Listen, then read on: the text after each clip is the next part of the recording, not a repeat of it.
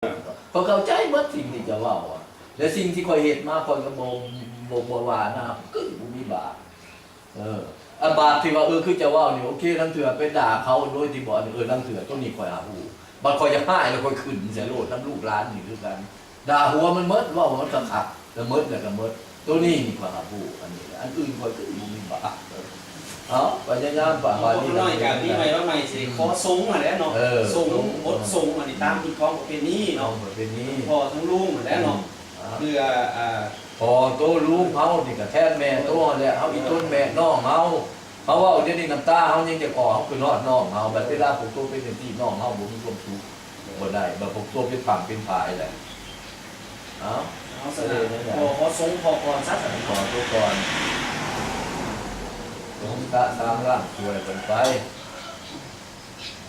สัญญาณโลกฆ่าหัวใจรวงเลยดูสิแล้วกินยาเมื่อเป็นกรอบปีใหม่วันใหม่ขอขน้อยจะขอบทขอทรงเนาะขอคุณพระพุทธธรรมประสงค์จงปกป้องคุ้มครองพ่อให้พ่อบรรลุในศาสตร์นี้เนาะเทิงลูกเลยกับพวกลูกขอเป็นกำลังใจให้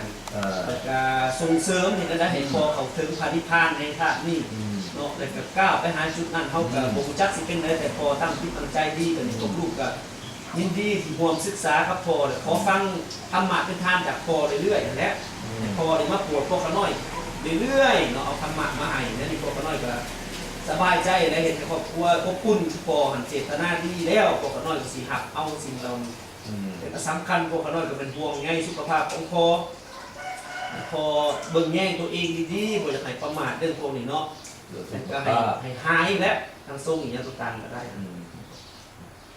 แต่ผลว้าวตัวมีอย่างในใจตัวว่าหมดก็หนูตั้งใจขอขมาพ่อด้วยที่ผ่านมาไม่รู้ว่าจะผิดพลาดอะไรบ้างก็ขอขมาก็ไม่อยากพูดว่ามีอะไรหรือว่ามีผลอะไรก็ทั้งหมดก็ขอให้พ่อเหตุผลตัวฟังเขาเข้าใจแหละมันก็มุเข้าใจมันจืดหลอกผ่านมาด่าได้ดี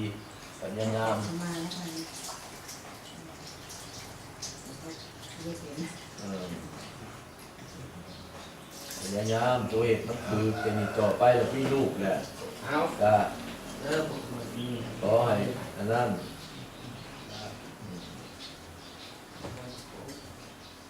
อุ้มกับติ๊กจองติ๊กตัวไว้แบบมันจะเป็นมันหู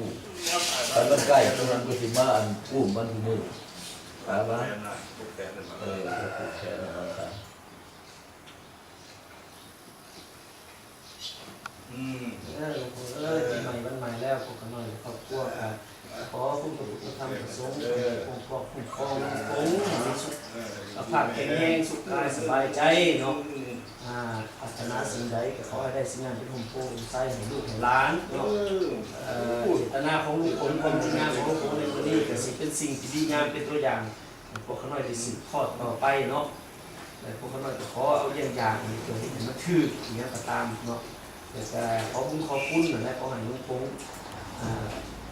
เป็นหลักเป็นแรงเลยอายุหมันคนยืนเป็นหุ่มโป่งใส่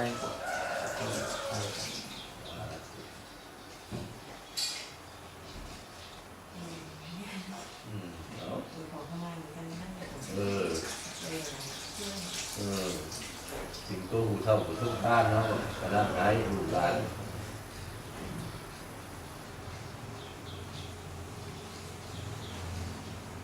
ปีใหม่วันใหม่ตัวนี้เป็นปีย่างนี่ถามพอวิธีกินอะไรเนาะ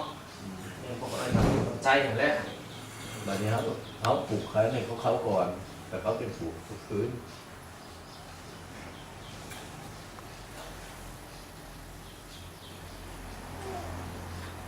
งามดีมาค่อยคือฮอตโลกโอ้ยมันเป็นดึงขี่พวกนี้ถึงโตไปดีใหญ่แล้วเป็นบ่อคนแล้วบ้านนี้จะดีต่อไปได้ลูกหนึ่งแล้วเจ้าหน่อยก็ได้2ได้3หัดประหลาดนักห่วงเลยสิ่งที่ผ่านมาลูกเต่าวัดคิดแล้วโตก็ยังเป็นลูกกับตั้งยูก็ถิ่นพอแม่นี้ไม่ได้ก็ดูต่อไปแหละเรื่องเก่าเรื่องหลังอะไรตัวลืมวัดความคิดที่หวังบดีให้น้ำเอาแต่ความคิดดีของพ่อของลูกที่สั่งสอนนำไปปฏิบัติเต่าที่ได้เหตุได้บ่อยมันเหลือบาดปวดแห้งพ ราะฉะนั้นจะมีต่อไปตัวหมักพระนับได้ลูกตัวอีกครอบครัวจนมาได้อะไรเขาหูหมดแล้วและการทุกสิ่งทุกอย่างให้ตัวเปลี่ยนจิตเปลี่ยนใจให้ขึ้นในขึ้นจะดีต่อไปขึ้นเราขึ้นหลังคือการกำลังนอนหลับฝันเหมือนมันบุกโจมของเราอิ่มมันไปมัดจะดีต่อไปแล้วเอาจากตลาดใหม่1 ม้า 1 ตัว 2 เมียให้เว้ากันให้บอกกันเขาบอกว่าเราอันตัวเมียมันก็ธรรมดาเลยเมียก็บอกผัวก็บอกเมียแล้วพอให้ผู้อื่นมาตัดสินมันพวกตัวเราตัดสินต่อไปในใดมันจุดมันดีแล้วก็ให้ตัวขึ้นตัวคือเด็กธุรกิจคือการให้คุณให้เกินนู่นนี่ขึ้นไปให้ความอบอุ่นแก่ลูกแล้วเอาอาศัยยังอาศัยลูกหลานพวกนั้นอาศัยอยากกินเงินดอกอยากให้กินอาศัยความอบอุ่นโอ้อันนั้นกับหลานกูอันนี้ก็นั่นกูไม่คนจะมีต่อไปตัวไปได้ลูกหนึ่งแล้วเพราะฉะนั้นในหูจักสิ่งที่ร้านเหตุนั้นมันมุ่งเข้าถึงการสำหรับลูกเองลูกเอาชีกรรมหมายร้านเพราะฉะนั้นในธุรกิจสิ่งทุกอย่างการงานที่ร้านในเหตุนั้นในนี้ต่อไปขอให้เจริญงอกงามในเป็นเพื่อนเรื่องต่อไปเท่าที่ว่าเป็นว่ามันอีกความบ่อนั่นเกิดต่อไปคือเราว่าอะไรปฏิบัติไปความสมัครที่แล้วก็ลืมมันไปสิ่งที่บ่ถือแล้วก็ลืมสิ่งที่มันจบมันดีหลายตัวสืบต่อเป็นแม่คนเลยได้บาดนี้แล้วก็ผัวคือการเดี๋ยวนี้เขาเนี่ยว่าบักอันนี้มันขึ้นแล้วมันตุ้ยขึ้นในตัวบอกรู้แน่ว่ามันผิดแต่ในตัวบอกรู้เขาบอกว่าผมเองกันแบบโมแม่นหมอนี่คือการใครว่ามันผิดแต่ตัวก็ต้องบอกกันรู้ผัวกับเมียผมนี่บอกกันไปที่บอกกันแล้วคนอื่นนั่นเอาไว้กำลังเป็นผัวเมียก่อนอื่นมดไปพยายามในนั่นในในตัวผิดนะครับผู้เอาไปต่อไปแล้วคือลุงได้เสนออะไรมันยืนอันนี้เห็นแล้วแบบนี้แต่ว่าเอาตัวผูกแขน เชื่อผมเลยผูกกัน มอเขาผูกแล้วจะผูกแล้วเขาบอก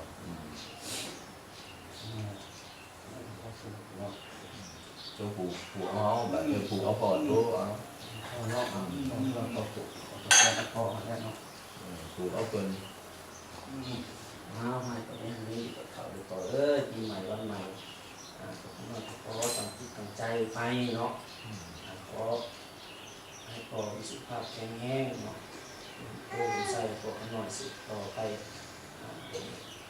จะสิ่งดีๆออกมาให้ครอบครัวทันซาที่เงาแล้วเนาะสุขภาพมันในเรื่องสุขภาพเข้มแข็งนั่นแหละอยู่เป็นหลวงพ่อใส่ให้ลูกให้เต้าได้มัน